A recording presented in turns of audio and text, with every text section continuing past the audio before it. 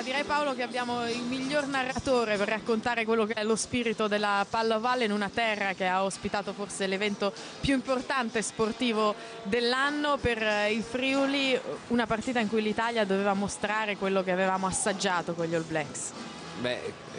Abbiamo visto il gioco del Sudafrica decisamente a un livello diverso da quello degli All Blacks. Secondo me abbiamo affrontato i campioni del mondo che dopo 3 sconfitte in Europa oggi hanno deciso che la quarta non ci poteva stare e hanno giocato veramente con la determinazione davanti che faceva paura. Quando si vedeva chiarissimamente quando la manovra veniva organizzata per andare di là della nostra linea di meta, maledizione, lo si leggeva nelle facce, ma lo si leggeva nei corpi da dietro. Io non ho visto la televisione, io ero in tribuna e vedevo sentivo la terra tremare, e in Friuli quando trema la terra tutti pensano terremoto, invece no, dicevano no, è il Sudafrica.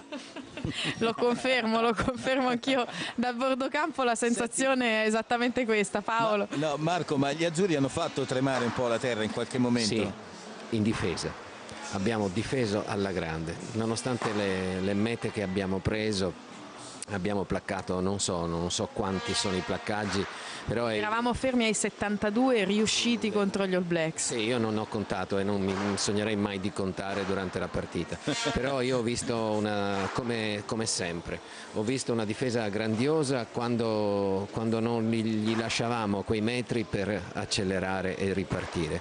Allora quando poi prendevano velocità era davvero difficile, anche se ho visto degli urti da constatazione amichevole.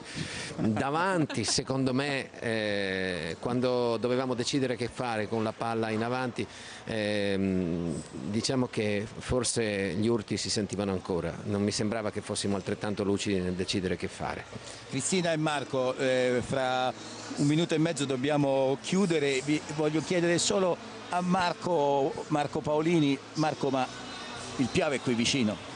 No. C'è ancora di mezzo, c'è il Tagliamenta, poi c'è il Livenza e la pianura è fatta di fiumi. A ogni fiume cambia un po' l'idioma, la lingua, il dialetto. Perché lo chiedevi? Lo chiedo perché io ricordo i lavori che hai fatto dedicati al rugby e mi ricordo questa frase tua della prima linea, di quanto si soffre, la prima guerra mondiale, della trincea, sì. La seconda guerra mondiale. Oggi, lo ripeto? Oggi che guerra abbiamo visto, Marco?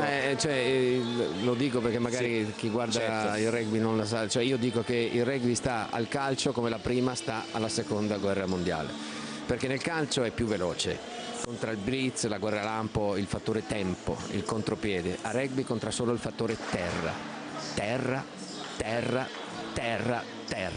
fino all'ultima linea di terra che non a caso si chiama meta, quindi anche il più mona capisce che fin là bisogna arrivare.